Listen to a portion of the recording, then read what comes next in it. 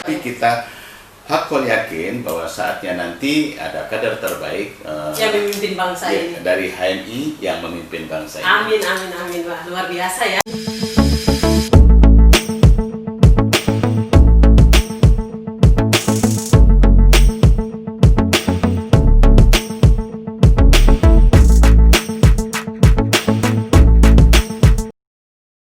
Bismillahirrahmanirrahim. Assalamualaikum warahmatullahi wabarakatuh. Salam sejahtera. Kembali lagi bersama saya Ici Amahoru. Hari ini sangat luar biasa karena saya kehadiran narasumber yang sangat istimewa yang kita akan membahas tentang kontribusi kami untuk bangsa ke depannya. Depan saya sudah ada Sekjen Majelis Nasional Kahmi. Kepada Abang, mungkin langsung aja diperkenalkan. Terima kasih Adinda Siti Aminah Amahoru, lebih populer dipanggil Ici, kandidat doktor. Sebentar lagi kita doakan. Amin. Dan salam hangat untuk teman-teman di seluruh Indonesia, para pengurus wilayah, pengurus daerah, para senior, adik-adik, pengurus Batku, cabang, dan singkatnya keluarga besar Himpunan Mahasiswa Islam. Assalamualaikum warahmatullahi wabarakatuh. Waalaikumsalam warahmatullahi wabarakatuh. Jadi gini, kan HMI ini, Kahmi kemarin Kohati juga bersamaan dengan Kahmi itu merayakan milad Kahmi yang ke-54 tahun pada tanggal 17 September kemarin ya, tepat di bulan September ya, 17 September. Apa tema besar sih Bang dalam diusung untuk milad Kahmi kali ini? Ya, terima kasih Ici. Sebelum saya masuk ke tema besar, ada 3 kata kunci yang perlu saya coba jelaskan. Pertama, bahwa setiap kegiatan ulang tahun, ya personal, organisasi, atau apapun, itu adalah kesempatan strategis untuk kita melakukan evaluasi secara menyeluruh, introspeksi dan juga refleksi terhadap perjalanan-perjalanan organisasi dalam kurun 1 tahun.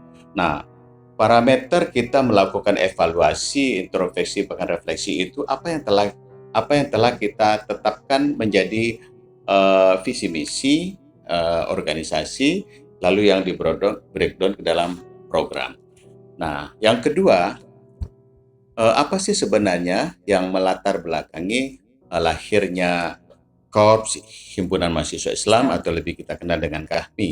Sebagaimana kita ketahui sekilas info, sekedar flashback bahwa momentum lahirnya Kahmi itu saat situasi politik bangsa saat itu tuh sangat dinamis, bahkan posisi HMI itu sepertinya mendapat tekanan dari berbagai sisi iklim dan sistem politik saat itu, sehingga para senior mengatakan waktu itu bahwa Kongres HMI 6 itu adalah kongres kemenangan, kongres perjuangan, kongres di mana mencapai puncak akumulasi tekanan itu, kemudian bersepakatlah untuk lebih menghimpun segenap potensi alumni itu dalam satu wadah tunggal yang disepakati diberi nama Korps Alumni Himpunan Mahasiswa Islam. Nah, untuk apa lahirnya ini? Untuk meneruskan spirit perjuangan Himpunan Mahasiswa Islam. Saya kira mudah-mudahan saya tidak lupa yang sudah tergambar di dalam ADART, terbinanya insan akademis pencipta pengabdi yang bernafaskan Islam dan bertanggung jawab atas terwujudnya masyarakat adil makmur yang diridhoi Allah Subhanahu wa taala. Nah, bertanggung jawab atas terwujudnya masyarakat adil dan makmur yang diridhoi Allah Subhanahu wa taala itu salah satu derivasinya adalah ya mendorong lahirnya peran-peran kontributif. Atas 3 dasar itu maka SC atau Majelis Nasional bersepakat untuk memberikan aksentuasi atau penekanan pada peran kontributif itu dengan mengangkat tema sentral secara singkat, tagline-nya itu solusi untuk bangsa. Solusi untuk bangsa. Solusi untuk bangsa. Nah, simpel ya, tapi isinya itu. Makanya kenapa sih Bang mengusung tema solusi untuk bangsa? Bangsa ini kan sedang menghadapi satu tantangan, problematika yang begitu kompleksitasnya tinggi ya. Iya. Tentu saja kita ketahui bersama bahwa ya tidak hanya Indonesia, beberapa negara, tetapi kita coba fokus ke kita. Indonesia menghadapi satu tantangan besar ya, yaitu dengan adanya pandemi COVID-19 ini yang membawa implikasi yang sangat nyata juga kepada pola kehidupan, tatanan sosial, pola komunikasi, interaksi, dan bahkan kepada implikasi pada ekonomi. Nah, ini tentu berbagai elemen masyarakat memberikan atensi, bahkan berupaya untuk terus menyuarakan persoalan-persoalan yang muncul di masyarakat. Bahkan dalam beberapa kasus-kasus tertentu ada yang cenderung saling menyalahkan atau mengambil langkah-langkah dan sebagainya. Nah, dalam dinamika itu kami tidak boleh terjebak pada polarisasi itu. Jadi dia merujuk kepada visi dan misi tadi, kepada yang diperkuat dengan tema sentral tadi itu, harus mendorong peran-peran kontributif. Paling tidak secara organisatoris sejak katakanlah wabah ini, musibah ini, cobaan ini, kita terus melakukan komunikasi dengan para pihak, bahkan kita membentuk para relawan Satgas waktu itu, dan tidak berhenti sampai situ. Kita melakukan koordinasi dengan kementerian dan lembaga yang terkait untuk bisa membantu tidak saja dalam konteks pencegahan sebaran COVID-19, tapi juga dalam rangka membantu masyarakat yang terdampak. Nah, itu dalam jangka pendeknya. Jangka menengahnya kita juga berusaha untuk memberikan semacam pola komunikasi yang mengajak seluruh elemen masyarakat untuk mau secara taat, disiplin melaksanakan protokol COVID pencegahan itu dan siap menghadapi era baru new normal ini dengan segala konsekuensinya, antara lain kesiapan kita untuk beradaptasi dengan teknologi. Intinya adalah kita tidak boleh berhenti beraktivitas, bergerak, berbuat apapun situasinya, tentu dengan semangat tadi itu menyiapkan diri untuk beradaptasi dengan segala instrumen atau aturan-aturan yang diperlukan di era new normal ini. Untuk apa? Muara akhir dari semuanya itu kita memberikan kontribusi. Jadi kita tidak pada posisi problem reporter atau sekedar menginformasikan masalah, tetapi sedapat mungkin kita berorientasi pada problem solver. Kita menawarkan solusi-solusi. Itu maksudnya dengan tema itu supaya menjadi inspirasi atau energi bagi seluruh aparat organisasi maupun keluarga besar secara organisasi dan secara individu, terus memberikan tawaran-tawaran kontributif terhadap upaya untuk untuk ikut kontribusi menyelesaikan masalah ini. Nah, itu karena itu situasi yang dihadapi oleh bangsa saat ini. Kalau kita mereferensi kepada semangat perjuangan dulu, tantangan kita itu dulu tuh menghadapi penjajah, kemudian menghadapi tekanan-tekanan politik, itu faktor eksternal menjadi daya ungkit bagi kita untuk menghimpun segenap potensi yang ada di dalam organisasi. Karena tantangan bersama kita hadapi, kita konsolidir potensi yang ada. Nah, sekarang menghadapi pandemi COVID ini juga kita menyatukan segenap potensi itu agar apa? Peran-peran kontributif yang kita berikan itu dapat berjalan efektif. Bang, jadi gini, kan tadi saya mengutip kata abang, katanya sempat membentuk satgas juga nih. Apakah membentuk satgas ini di kami nasional aja, nasional kami aja, ataukah memang tersosialisasi, tersampaikan kepada kami di seluruh Indonesia untuk melaksanakan ini secara strategis? Baik, ini pertanyaan menarik ya, mengingatkan pada kita semua betapa pentingnya koordinasi. Saya kira selain pada tingkat pusat, kita juga menghimbau kepada seluruh aparat kita di daerah, baik sesuai dengan jenjang kepemimpinannya, baik pada pengurus majelis wilayah pada tingkat provinsi maupun majelis daerah, bahkan majelis rayon Nah, Majelis Rayon itu adalah komunitas kami yang ada di kementerian dan lembaga, Iya, dan juga majelis perwakilan, termasuk di majelis Kahmi Malaysia. kami. Semua kita himbau, bahkan ada beberapa saat tertentu kita memberi instruksi supaya di masing-masing jenjang kepemimpinan itu memberi atensi dan memberi respon dan menggalang kemitraan strategis dengan berbagai elemen masyarakat di Iya, tempat di mana kepemimpinan kami itu kami itu eksis untuk membentuk satgas, menawarkan pemikiran-pemikiran, kemudian aktif langsung, membantu yang terdampak dan sebagainya.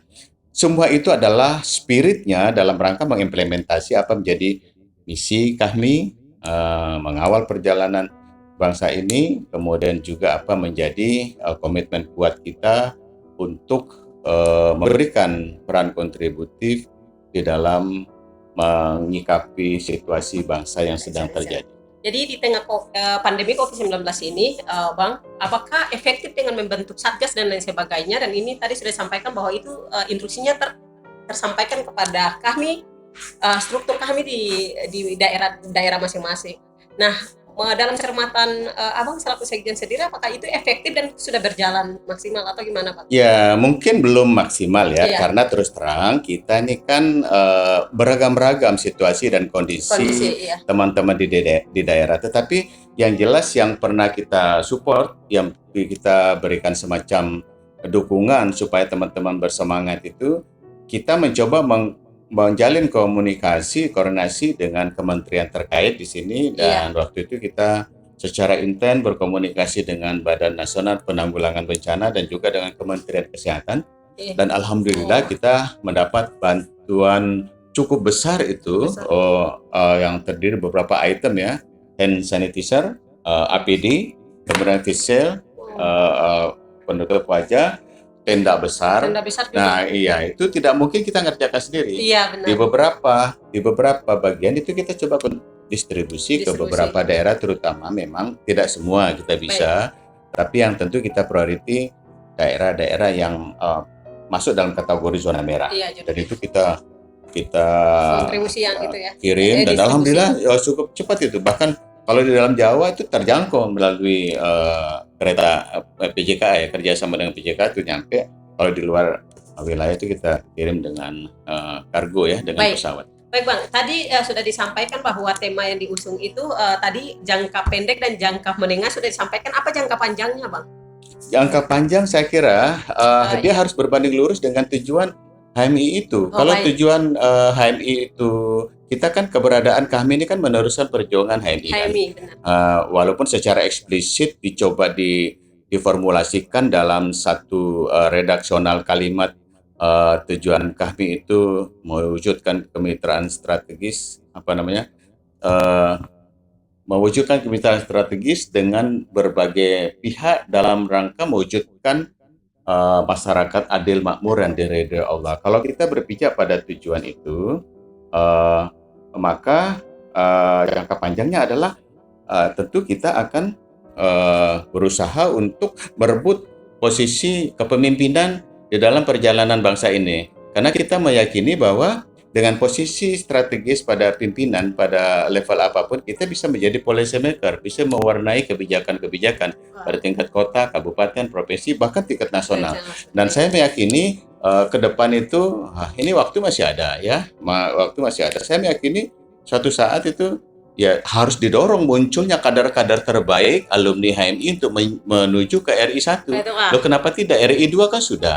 Nah, tapi kalau orang terjebak dengan iklim dan sistem sekarang bahwa serba transaksional, harus ada amunisi, harus ada dukungan biaya yang memadai, kan sekarang kita mendengar suara-suara di masyarakat ada kehendak untuk mencoba mengevaluasi regulasi itu yang memungkinkan putra-putra terbaik bangsa, syukur-syukur muncul dari kalangan alumni HMI itu bisa menjadi bagian dari kontestasi ke depan. Karena memang itu salah satu implementasi dari tujuan. Jangan hanya tujuan itu hanya tujuan di atas kertas saja, mewujudkan masyarakat adil, makmur, yang diridhoi Allah. Kalau kita tidak megang kepemimpinan, makin lambat kita bisa mewujudkan tujuan organisasi itu. Jadi harus diupayakan, karena memang HMI maupun KAHMI lahir itu dimensi politiknya begitu dominan untuk menjadi alasan kuat atau argumen yang kuat mengapa organisasi ini lahir. Ya, kalau kita coba flashback, HMI lahir itu kan alasan yang kuat itu kan suasana politik, perjuangan politik, sehingga waktu itu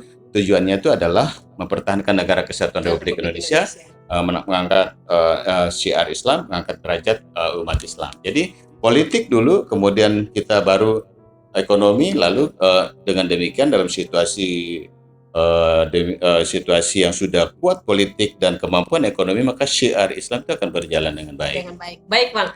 Oh, luar biasa sekali. Itulah tadi tujuan utama dengan tema besar yang telah diusung itu tidak terlepas dari perjuangan HMI itu. Apa namanya, cikal bakal dari HMI itu sendiri lahir ya, Bang ya, perjuangan HMI. Baik, kalau kita lihat juga tadi saya mengutip yang disampaikan oleh Abang, banyak kader-kader HMI itu, kami ini sudah melahirkan kader-kader yang berpotensi, ya kan, dan banyak yang berkontribusi terhadap bangsa ini. Kemudian banyak tokoh-tokoh nasional juga lahir dari HMI ini, ya kan, Bang ya.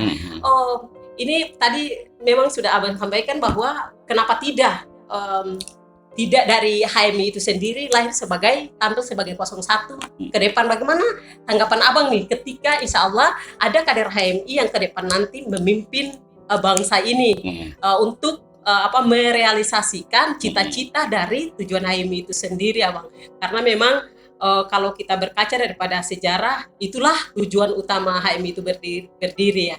Dan banyak sekali HMI melahirkan kader-kader yang berpotensi. Kenapa tidak gitu? Saya mengutip ada kata bijak mengatakan bahwa kalau kita mau merubah sistem, maka kita harus berada dalam sistem itu. Makanya ketika kita mau berbuat sesuatu yang lebih besar, yang memang kita harus berada di dalam. Kenapa tidak? HMI tidak berada sebagai 01 untuk memimpin bangsa ini, berbuat yang terbaik. Gimana tuh, Bang? Ya, betul, Ci. Sangat mungkin ke depan itu muncul RI 1 atau RI 2 dari kader-kader terbaik. Kalau RI 2 sudah ada Pak JK, ya kan? Ya. Insya Allah ke depan kalau kita dalam berbagai kesempatan pertemuan para senior itu selalu disuarakan, dikomunikasikan. Tetapi sekali lagi saya ingin katakan bahwa perjuangan politik itu harus memerlukan strategi yang tepat. Ya, strategi yang tepat. Sekarang apa yang perlu kita lakukan? Pada konteks organisasi di HMI, ya ini kan investasi manusia berkualitas itu terus dilakukan kan, menjaga ritme, komitmen, kontinuitas dari perkaderan dari semua jenjang.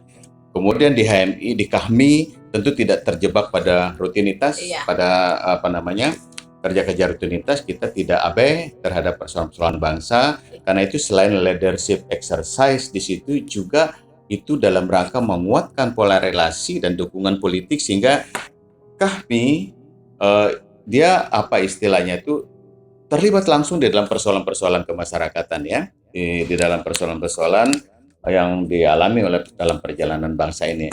Karena itu saya ingin sarankan pada kita semua, peliharalah komunikasi dengan baik dengan semua elemen masyarakat. Kita tidak eksklusif, kita harus inklusif, kita harus membuka diri. Kita adalah kader umat, kader bangsa yang meyakini bahwa ke depan itu harus menjadi pemimpin, karena memang doktrin kita di semua jenjang kepemimpinan latihan itu adalah menjadi pemimpin. Jadi kalau istilah para senior sering mengingatkan kepada kita bahwa kader HMI itu study today, leader tomorrow, belajar hari ini untuk memimpin besok. Nah, untuk memimpin besok itu tentu melakukan persiapan diri secara komprehensif, secara baik, secara konsisten dari sekarang. Yang kedua, kita jalin komunikasi dengan para alumni HMI di semua partai politik, di semua organisasi kemasyarakatan, di semua lapangan pengabdian, profesi, dan sebagainya.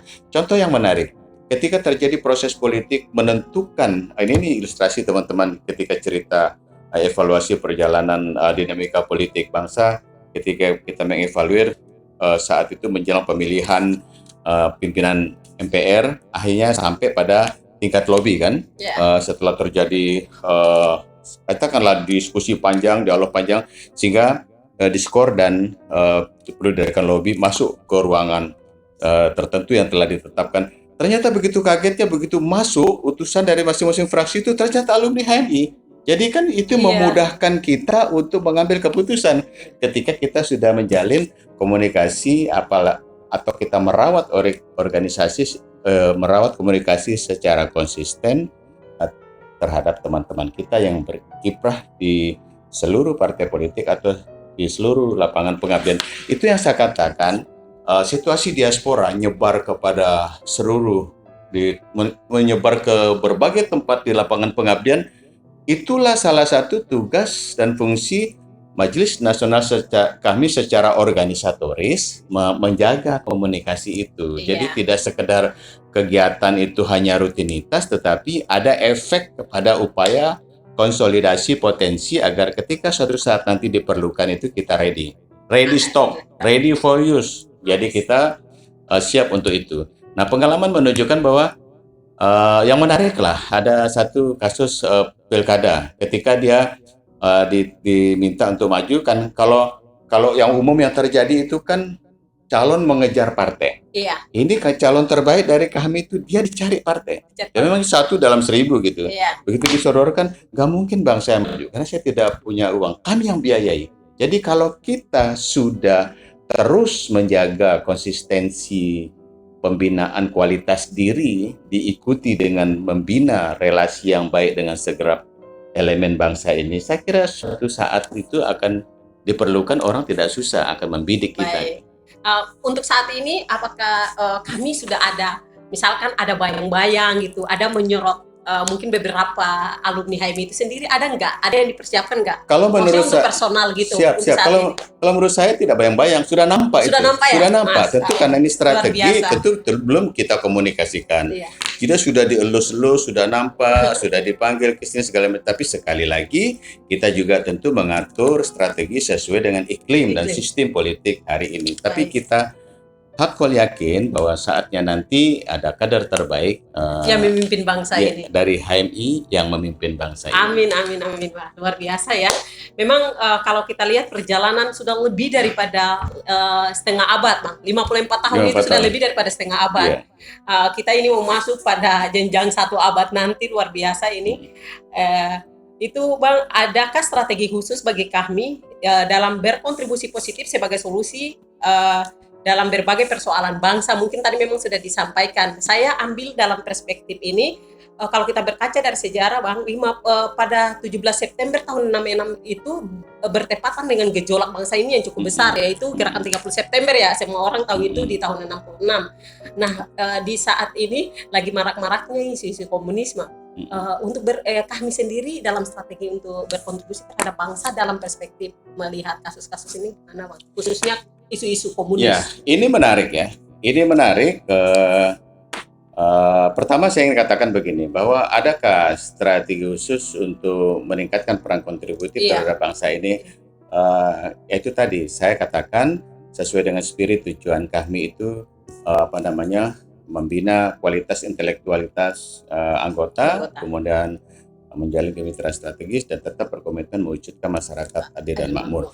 Nah, itu kita tidak boleh menjadi orang yang jago kandang istilahnya. Jadi kualitas diri itu, kualitas kepemimpinan itu harus diuji, karena demokrasi itu kita tidak berada di ruang hampa. Kita harus bersedia untuk berinteraksi, berkomunikasi dan bekerja sama dengan para pihak. Karena itu bagian dari marketing kita juga. Yang kedua, secara organisasi mungkin belum maksimal ya apa yang disampaikan oleh kami, tetapi dalam pengamatan saya kita tidak luput dari berbagai isu-isu aktual. Ada kebijakan yang menurut kita mengganggu atau tidak melindungi atau berpihak kepada kepentingan, kita suarakan secara organisasi. Tapi secara individu saya meyakini bahwa para anggota kami sudah diaspora nyebar ke berbagai lapangan pengabdian itu. Bahkan kita coba inventarisir beberapa pimpinan lembaga negara, pejabat publik pada tingkat politik maupun pemerintahan itu sudah banyak alumni HMI. Kita mencoba menginventarisir ya, ketua MPR, ketua MA, ketua BPK dan sebagainya. Kita daftar itu bukan sekedar kebanggaan simbolik, tetapi itu menjadi stimulus, menjadi motivasi bagi adik-adik kita bahwa ketika jenjang kepemimpinan kita ikuti dengan baik, pembinaan diri kita ikuti dengan baik, maka kita siap masuk pada ranah kontestasi. Pada saatnya kita akan muncul ke depan. Nah, yang menarik, yang terakhir itu tentu saja karena komitmen HMI itu tidak boleh abai terhadap isu-isu aktual, maka isu yang terkini terkait dengan komunisme ini kita juga tidak boleh mengabaikan, tidak boleh hilang perhatian kepada masalah itu. Betul, memang secara organisatoris, secara fisik, secara partai itu PKI sudah mati, sudah bubar, atau sudah tidak ada, sudah dikubur. Tetapi ingat ya, kita sebagai insan yang beragama itu diingatkan laqad kana fi qasasihim ibratul liulil albab. Kejadian masa lalu ambil pelajaran. Berapa orang terbunuh karena PKI itu?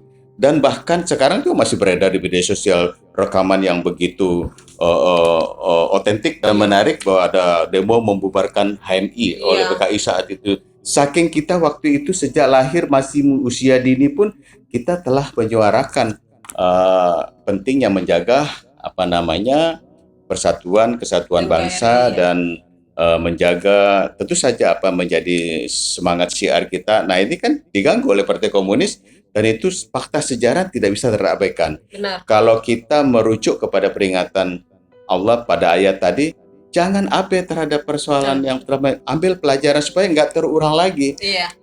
Fisiknya sudah mati, partainya sudah bubar, tapi perilaku orang-orang yang menyerupai PKI itu tidak pernah hilang. Terus ada argumen mengatakan begini, sudahlah, di dunia itu sudah mati. Siapa bilang sudah mati? Di Cina saja itu Xi Jinping itu ya partai komunis. Iya. Partai komunis, siapa bilang sudah mati? Jadi sekali lagi saya katakan jangan terkecoh dengan argumen yang mengatakan bahwa udahlah sudah mati, itu bisa saja mengalihkan atau merendahkan atau mengurangi spirit kita untuk mempersoalkan perilaku-perilaku yang mirip komunis itu. Nah, jadi kalau kita melihat menengok sejarah sejenak kepada kejadian masa lalu, kalau menurut saya kok masih ada kok perilaku-perilaku yang menunjukkan seperti karakter komunis, ya suka menyebar fitnah, mengadu domba, menyebarkan ujaran kebencian, segala itu persis perilaku-perilaku komunis itu. Atau apa yang sangat menyakitkan, yang sangat menyentuh kita tuh labeling atau stigmatisasi kepada agama gitu loh. Dianggap kita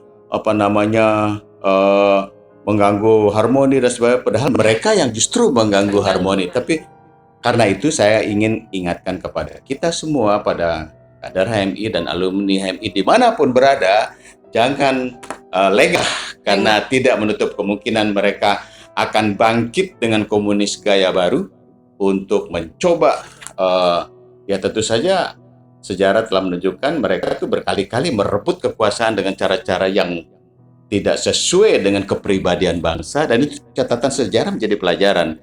Jadi kita harus waspada, ya tidak menutup kemungkinan mereka sedang mengkonsolidasi orang-orang yang sepaham, sejalan, satu pemikiran, satu tekad, satu semangat, lalu mengkonsolidasi diri. Namanya juga politik ya, saja itu terjadi karena keran kebebasan itu sudah dibuka, semua pun berhak untuk berekspresi, dan termasuk yang mencoba-coba membawa komunis gaya baru itu akan dihadirkan. Karena itu kita tetap waspada. Ya, baik. Kalau kita lihat, kita cermati dari berbagai wacana yang bergulir di media itu, memang komunis gaya baru ini sudah mulai bermunculan, Mak. Kalau kita lihat praktek-praktek ini, salah satunya juga mungkin yang kemarin baru terjadi, bahkan itu sempat viral juga, sempat menggoncang bangsa ini, khususnya umat Islam. Misalkan penusukan terhadap Sheikh Ali Jabir ini juga bukannya, bagaimana menurut Abang, apakah ini juga bagian daripada praktek-praktek bibit PKI itu sendiri gitu? Saya kira itu bagian dari bibit-bibit itu, PKI. Bagian dari perilaku yang mirip yang sudah dicontohkan oleh PKI. Coba kita lihat sejarah peristiwa Madiun, berbagai peristiwa terjadi masa lalu. Betapa banyak pimpinan pondok pesantren, tokoh agama, karena mereka itu kan menganggap ini penghalang utama itu tokoh-tokoh agama. Jadi mirip betul dengan cara-cara yang dilakukan oleh komunis. Dan kami waktu itu setelah peristiwa kan langsung memberikan pernyataan kita supaya itu diusut sampai tuntas. Dan nanti kalau ada kesempatan kita dialog dengan pejabat pihak terkait, kita akan tagih itu harus segera diumumkan, disampaikan, tidak berhenti hanya dengan secara sederhana mengatakan itu orang gila. Iya, Kok orang gila kok terarah banget gitu. Orang iya, gila kok sudah, kalau gini, jadi begini ya, kalau ada di komunitas itu orang gila, di lingkungan itu orang gila, terus ada acara, pasti orang mau cakap, hati-hati itu orang gila. Ini iya, kan sepertinya kok dia leluasa menembus titik yang diincar itu, lalu begitu terjadi, lalu dibilang orang gila. Dan kejadian itu bukan sekali ini. Ini kan iya, modus operandinya sama, hanya pelakunya yang berbeda berbeda. dan tidak ada penyelesaian. Jadi saya kira kalau pandangan saya mirip gaya-gaya PKI itu, Mirip gak PKI PKI, ya? dan itu kita harus waspadai supaya apa? Supaya ke depan kita lalu berhati-hati dan segera kita tuntut untuk segera dituntaskan supaya mengakhiri berbagai spekulasi. Ini kan di masyarakat kan berbagai spekulasi. Iya, lahir. Oh, dikira ini, dikira itu. Nah, untuk menjawab berbagai spekulasi itu, kata kunci atau jawabannya adalah segera tuntaskan dan umumkan kepada publik. Baik, wah luar biasa ya. Jadi kemarin itu selain mengusut tuntas, apakah ada pernyataan-pernyataan sikap lain dari kami terkait dengan kasus ini? Karena kalau kita lihat sebenarnya tadi sudah disampaikan bahwa ini kasus ini sebagian kecil daripada kasus-kasus yang lain, masih banyak lagi praktek-praktek yang merajalela dari praktek-praktek komunis itu sendiri. Nah, itu gimana tuh? Adakah kemarin Ya, ada ini? baik. Terima kasih secara organisatoris, respon cepat kita itu meminta supaya itu diusut tuntas, tapi juga secara silent atau yang tidak nampak ke permukaan, kita juga melakukan komunikasi dan koordinasi dengan para alumni kita yang ada di pemerintahan supaya kita menjaga berbagi informasi. Iya. Jadi kita tidak jalan sendiri. Itulah pentingnya adanya KAHMI ini, di berbagai anggota KAHMI yang ada di lembaga pemerintahan, lembaga politik dan sebagainya. Kita berkoordinasi untuk bersama-sama memberi atensi kepada ini supaya solusinya cepat diberikan. Sekali lagi saya ingin katakan di sini bahwa kita tidak boleh hilang kepekaan dan sensitivitas kita menghadapi situasi yang terjadi ini, termasuk isu-isu aktual. Dan ini pentingnya organisasi perlu memberikan, yaitu tadi kembali ke tema sentral HUT itu tawaran solutif ya, sehingga peran-peran kita dalam mengawal perjalanan bangsa itu bisa secara kontinu dan konsisten kita tunjukkan kepada masyarakat. Baik, terima kasih Bang, ini luar biasa. Yang terakhir Bang, apakah ada pesan sendiri selaku, sebelumnya ini Bang Manimbang ya, Sekjen Majelis Nasional kami belum disampaikan namanya Bang. Oh iya. Iya, jadi Bang, untuk adakah pesan dari KAHMI itu sendiri secara kelembagaan dan khususnya selaku Sekjen KAHMI untuk seluruh KAHMI yang ada di daerah-daerah di seluruh Indonesia untuk tetap menjalankan misi besar lahirnya KAHMI itu sendiri dan HMI, dan juga bagaimana berkontribusi terhadap bangsa ini dan menjaga keutuhan NKRI, pesannya Bang.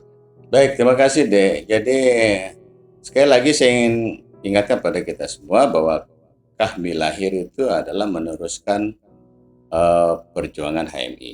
Ya. Makanya sampai sekarang KAHMI itu meminjam lagu himne HMI. Mana ada himne KAHMI kan? Iya. Himne HMI untuk menguatkan ikatan sejarah dan mengingatkan pada kita semua bahwa keberadaan KAHMI itu adalah kelanjutan dari perjuangan HMI untuk mewujudkan masyarakat adil, makmur, dan diridhoi Allah. Kalau pada tingkat HMI ada intermediate goal, ada ultimate goal. Sasaran antara kualitas akademiknya diraih, kemudian setelah dia memperoleh, maka dia terjun ke berbagai lapangan pengabdian, dia bisa berperan aktif dimanapun dia berada untuk mewujudkan masyarakat adil, makmur, dan diridhoi Allah Subhanahu wa taala. Nah, yang kedua di tingkat KAHMI-nya sendiri, tentu saya ingatkan pada kita semua supaya melaksanakan tugas dengan baik. Terus terang jangan sampai ada kesan bahwa menjelang Munas saja kedengaran gitu kan.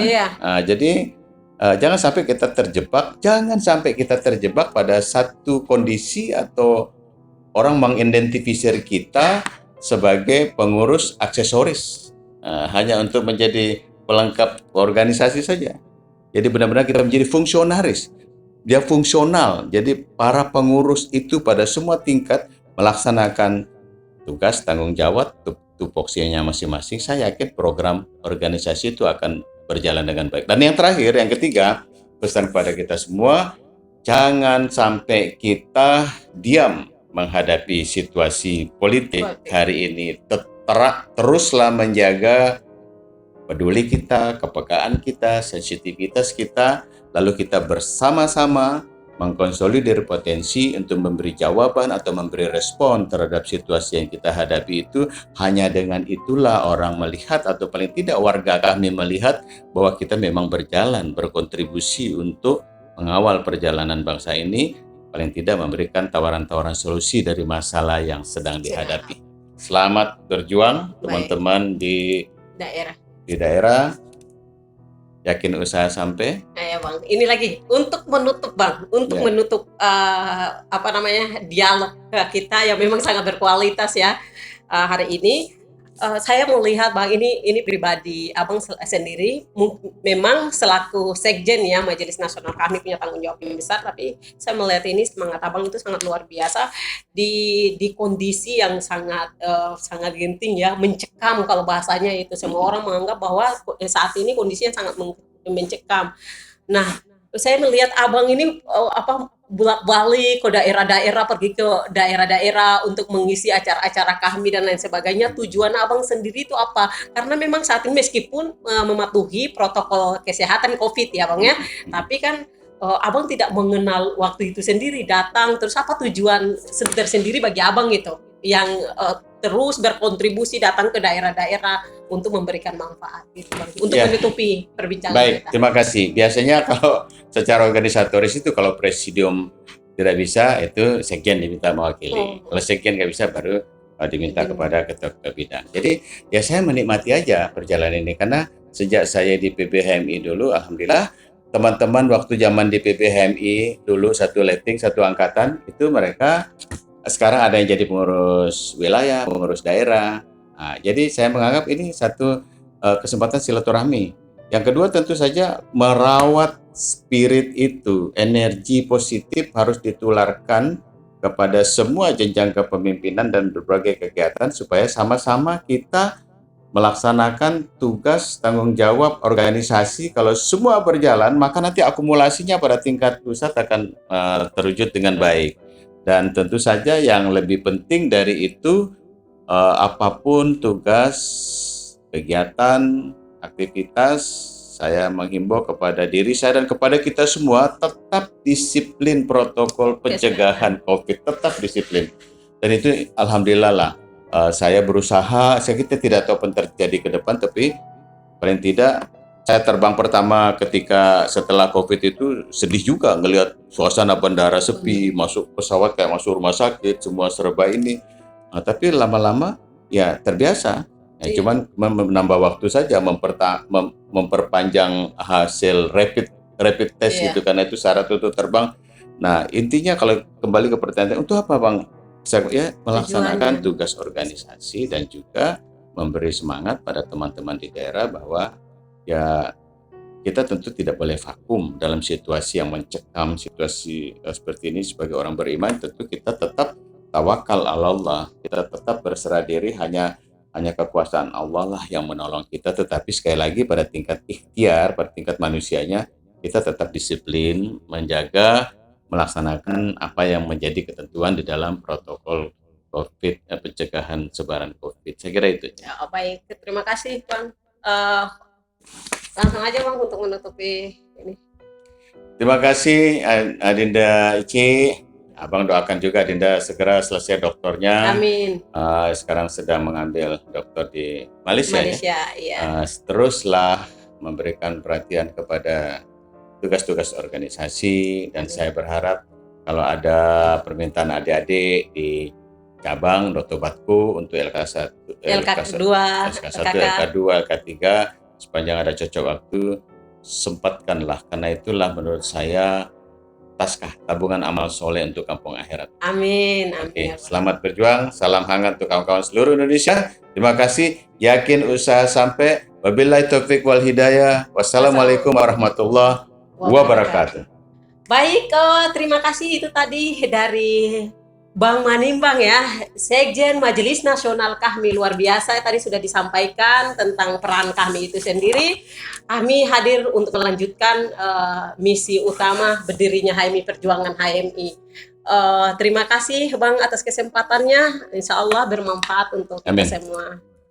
Kita akan berdiskusi di lain kesempatan dengan tema-tema besar tentang bagaimana peran Kahmi terhadap bangsa ini untuk pertahanan NKRI. Terima kasih, yakin saya sampai bila itu.